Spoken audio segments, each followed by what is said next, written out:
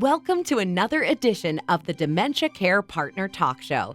Now, here's dementia care expert Teepa and your host, Greg Phelps. Hello and welcome to the Dementia Care Partners podcast series. I'm your host, Greg Phelps, and joining me as usual is Teepa Snow. Teepa, our topic today is a bit of a continuation from our last podcast and also a bit of a continuing theme, and it gets back to a little bit of visiting. And this one is a very specific question. How can I engage people back into my mother's life who she helped so much, but they ignore her now? Now, that's one part of it. And also, how to visit with somebody who has retreated into themselves. Could be very detailed conversation here. Wow. Okay. Well, let's go with the first one. So there are people that your mother made a difference for, and they aren't part of your mom's life anymore. I guess one of my questions would be, are they not available? Are they physically gone? I mean, have they died, or are they nervous and anxious and scared of interacting with her because she's changed and they don't know how to do that?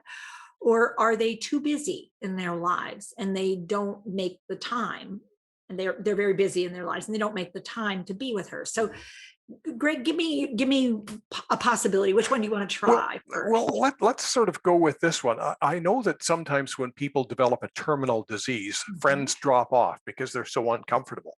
Would dementia be sort of treated the same manner by some people? It's awkward because I want to visit with Joe and Joe's not there. Yeah. So when people start changing so much that I can't behave the way I've always behaved, we can't have the relationship we've always had. It is very common, even more common than sometimes terminal illnesses, that people will just drop off and they don't know what to do and they don't know how to have those interactions and they don't want to risk it. It makes them so uncomfortable. They don't even want to risk it. And so they just disappear. So if that's the case, the first thing I'd say is I'd do a phone call. So I'd say, ring-a-ling-ling, Greg. Yeah. Hey, it's Teepa Snow. How have you been? Oh, fine. Fine. I know my mom was really important for you getting that first job you got, because she talked about it. And I know you used to come by and talk about it a good bit. Hey? Yeah. Yeah. I was wondering if I could have you record for me a little bit of, about your story. Could we do that? Would you be willing to talk with me and record the story of how my mom was so helpful in your life? Now, could I do that on my phone? You absolutely could, or we could do it on Zoom and I could just play. I want her to hear from you. And I know it's hard sometimes to know what she would be able to say or do. And I thought, like, if I played it and she responded to it, I could get back with you and let you know how it went. Well, last time I saw her, she didn't know me from anybody. She So, didn't know you. Yeah. So that's what I was wondering. If you recorded it, I would take some of the pictures that we have from when she was in your life and you were getting, you were in class and she was teaching. I thought I'd pull some of those up and see what happened.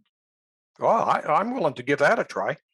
Well, that'd be great. That would be so super. I just would love for her to, hear your voice again and see what happens, because I don't know either. But I'd really appreciate it if you'd be willing to. Well, there you go, using that technology to try and solve a problem again. Look at you. I know. And so what I was thinking is, I wonder if it's too scary for him. So what if I gave him a place where he could tell the story? And by getting him to tell the story, I help him remember the story. Because it's not just about my mom. I want him to remember and experience what she was for him. So when he remembers her, she's back for a few moments. And when I play that for my mom, I get to hear him say things.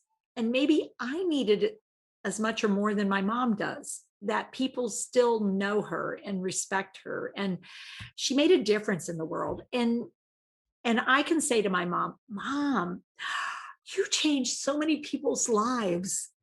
And even if I can't ever get him to come and just spend time with her and be with her, because his discomfort is too high, I get what I need. And my mom may get something special, or maybe it's really more about me in that moment, that I don't want people to forget my mom. And I did it. I got him to remember my mom. So think outside the box, be creative. Yeah. So if you have a brother or sister, even that's not spending any time because they just can't, I mean, it just hurts too much. What can they do? Can they tell a story from when they were a little kid? Could they come up with something that we could share so that I give them a space to do what they can?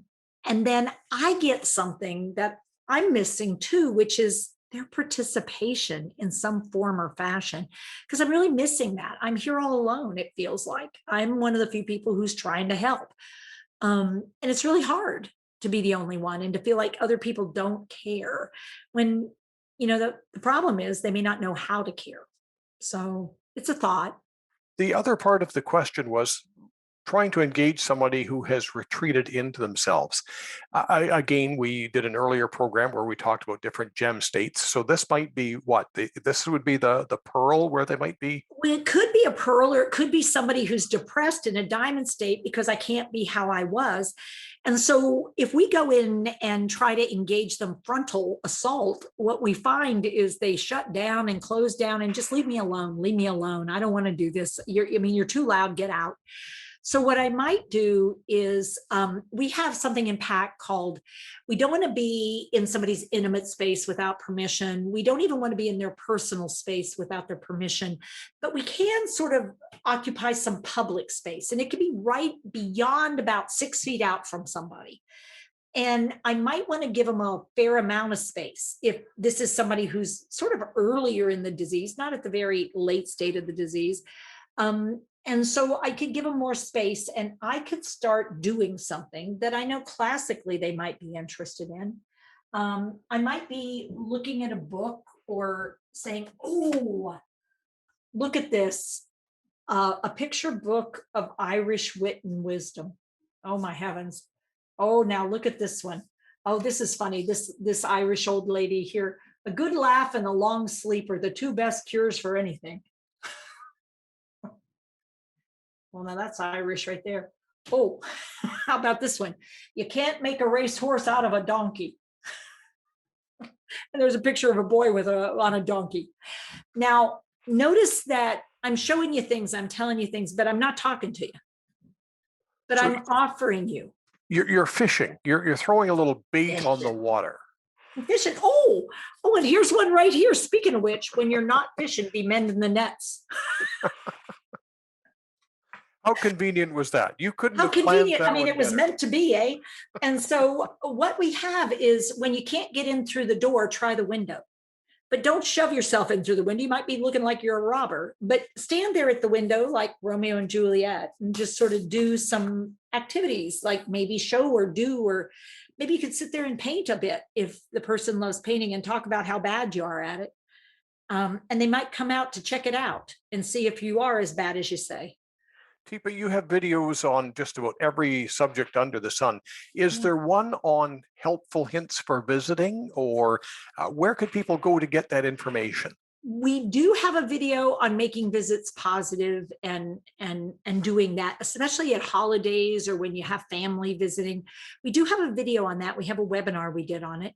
But you're raising up, maybe we need one on this. How do you visit when the person is not really engaging with you? How can you still do a visit that might give you an opportunity to find out if they'll accept an offer when you're not so front center?